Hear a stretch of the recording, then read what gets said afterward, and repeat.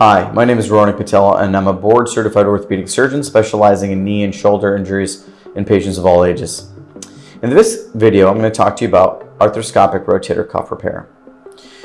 Rotator cuff injuries are well known, and they can cause significant disability and pain in many patients. Oftentimes, rotator cuff repair is recommended. Arthroscopic rotator cuff repair is now the standard of care in the management of rotator cuff disease. Open repairs are no longer performed given the increase in pain and comorbidity that can occur from these open repairs. Arthroscopic repair revolves around 3 to 4 pinholes that are placed strategically around the shoulder.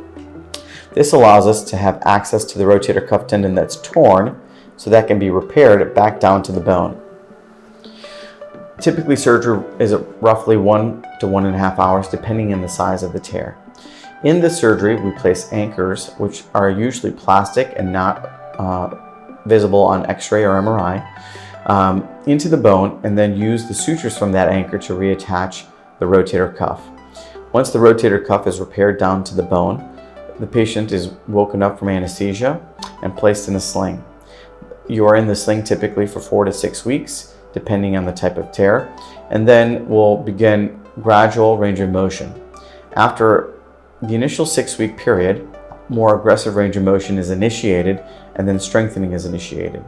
A full recovery from a rotator cuff repair can typically be between 4 to 6 months. This may be longer in larger tears or in patients of older age. If you have a rotator cuff tear and would like to know more about it and how we can help you, please do not hesitate to reach out to us.